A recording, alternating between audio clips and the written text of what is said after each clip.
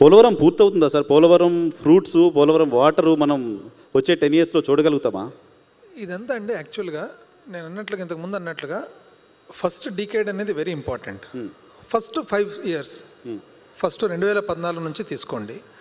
పోలవరం జాతీయ ప్రాజెక్టుగా అంటే మనం కదా ఒక గుమాస్తానో మేనేజరో మన దగ్గర ఉన్న తర్వాత ఓ 30 సంవత్సరాలు మనతో పాటు ఉండి అకారణంగా ఏ కారణం చెప్పకుండా నైనా ఈ రోజు నుంచి ఇంకా ఇది చాలు నాకు అయితే పోతూ నిన్ను అకారణంగా పంపిస్తున్నా కాబట్టి నీకు ఒక అపార్ట్మెంట్ ఇచ్చి పంపిస్తున్నా అన్నట్లు ఆంధ్రప్రదేశ్కు పోలవరం ఇచ్చినారు. వాస్తవం కదా. ఇచ్చిన తర్వాత ఆ పోలవరాన్ని ఎంత జాగ్రత్తగా చూసుకోవాలి లెక్క ప్రకారం అంటే ఆ రోజు ప్రభుత్వం ఈరోజు ఎన్ని చెప్పినా ఎన్ని అవాస్తవాలు బయటకు వచ్చినా కూడా వాస్తవాలంతా రికార్డు మీద ఉన్నాయి కదా.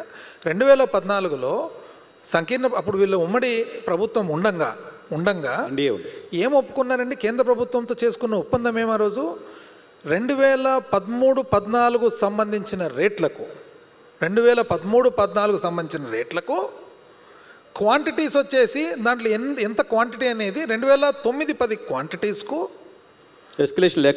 ఏమి ఎస్కలేషన్ లేకుండా రేటు పెంచకుండా క్వాంటిటీస్కు అందులో పవర్ వద్దన్నారు. ఎందుకంటే పవర్ ప్రాజెక్ట్ మనది కాబట్టి వాటర్ కూడా వద్దన్నారు.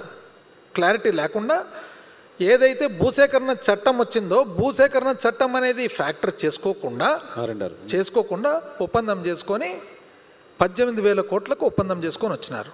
పూర్తవుతుందండి 18,000 కోట్లకు. అది యాక్చువల్గా 2019 సమయానికి వచ్చేటప్పటికే 58,000 కోట్లకు పోయింది. 58,000 కోట్లు, వీళ్ళు ఒప్పుకునేది 18,000 కోట్లు. దాంట్లో ఇంచుమించు 25,000 కోట్లు వచ్చేసి భూసేకరణ చట్టానికి సంబంధించిన కొత్త రేట్లు, ట్రైబల్ ఏరియాస్లో ఎవరైతే ఉన్నారో వాళ్ళ కాంపెన్సేషన్ కలిస్తే 25,000 కోట్లు ఇంచుమించు ఉంది. ఇది ఏం ఫ్యాక్టర్ చేయలేదు. అంటే మనం ఇంత అనుభవం ఉండేతోళ్లకు మనకు తెలీదా? ఒక డ్యామ్ కట్టాలంటే ఓ సంవత్సరం 2 ఏళ్ళు అవుతుందా? 5 నుంచి 10 ఏళ్ళు కాదా డ్యామ్ కట్టాలంటే? ఎట్లా ఒప్పుకుంటాము? ఎట్లా ఫ్రీజ్ చేస్తాము? 2013-14 రేట్లు ఎట్లా ఒప్పుకుంటాము? 2009-10 క్వాంటిటీస్కి ఎట్లా ఒప్పుకుంటాం? డ్యామ్ కట్టే కొద్దీ క్వాంటిటీస్ వస్తుంటాయి కొత్తగా. అసలు ఒప్పుకోవాల్సిన అవసరం ఏమొచ్చింది అంత హడావిడిగాని చేసి? అది ఎప్పుడు మళ్ళీ 2018-19లో 2018-19లో ఇది ఏది మొత్తం ఈ డిఫెక్ట్స్ అంతా కూడా టెక్నికల్ డిఫెక్ట్స్ గవర్నమెంట్తో సెంట్రల్ గవర్నమెంట్. ఎందుకంటే సెంట్రల్ గవర్నమెంట్కు సంపూర్ణ బాధ్యత ఉంది.